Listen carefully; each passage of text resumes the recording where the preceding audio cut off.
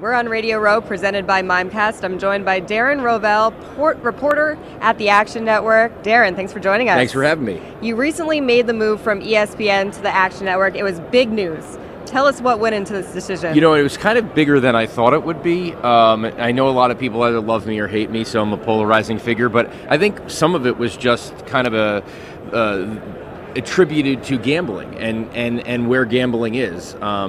6 months ago, I wouldn't have taken that job, and having been in New Jersey and seeing maturity of the gambling market, how in 6 months of legalization, $1.3 billion is spent. Just to see that, I just figured, you know what, I can write about the business of gambling and talk about gambling every day, and now's the time. You're a numbers and analytics guy, and it made a lot of sense. Now, on Twitter, you're a must-follow. You have over 2 million followers, and you're always putting out these random, crazy facts where it's like, how did he get this? I mean, what is your process a lot of the times for finding these numbers and stats? Well, I go through newspapers. I go through, obviously, I spend a lot of time with Google. The process is really just spending a lot of time figuring out, you know, what would be the perfect tweet. So I have like 60 or 70 tweets lined up. I'll tweet about 180 times during the Super Bowl.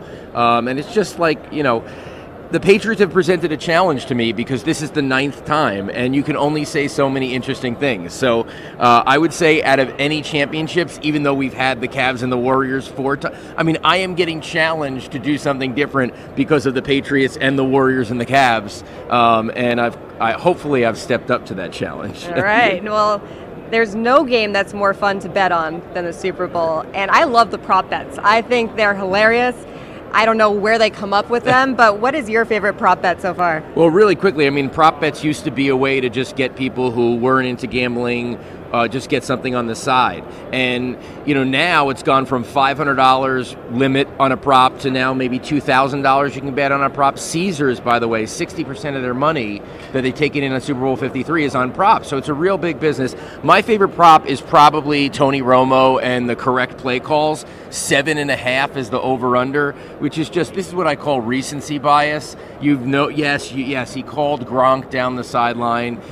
He called a couple of them, but 7.5 is a horrible number. There's no way he gets more than 7 play calls right. He doesn't, if you look at his games, he doesn't actually try that many times to get something right. I'm taking the over. I love him. Really? I think he's awesome. I'm taking the over. That's what they want. That's what they want from you. This is why I don't gamble. Now, you said there's also an interesting bet involving Gronk.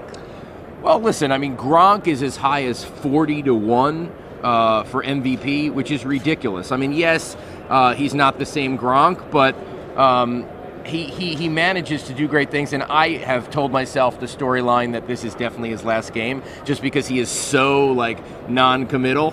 Not unless he said something this morning, you tell me. But I think it's his last game, and so I think he's going to have a great game. I think he thinks it's his last game. I think Brady knows it's his last game, and something's going to happen. And at 40-1, that is extremely high for Gronk, so he's my MVP bet.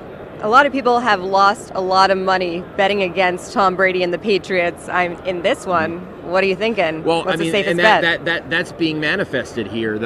Our Action Network shows that our data shows that the Rams should be basically a 0.5 favorite, a half a point favorite, and so that means the market right now with the Patriots 2.5, 3 is accounting for 3 points for I'm not going to bet against Belichick and Brady. So for me personally, I find I can't bet against Belichick and Brady. So my bet is with the Patriots. So that's your Super Bowl prediction. Yes. Patriots win. Yes. Fair enough. And then you're just a wealth of knowledge. I'm really curious. What's the most interesting fact you have for us? Well, I've done a lot of mix and match stuff with the Rams and the Patriots. My favorite one is in 1992, Jared Goff's father, Jerry, was a catcher for the Expos, and he didn't really work out. He was a backup catcher. They were really looking for their next big thing, and in 1995, they drafted an 18-year-old named Tom Brady, who was, I think it was he 18 then? It was the 18th round, sorry, and he was 18, and the newspaper article, which I will show on Twitter, says that there's one hang-up that he's just signed a scholarship with the University of Michigan. Is that one of the tweets that's scheduled? Yes. So you heard it here first. That's right. I gave it up for you. Darren Rovell, thanks so much for joining us. You can follow him at the Action Network.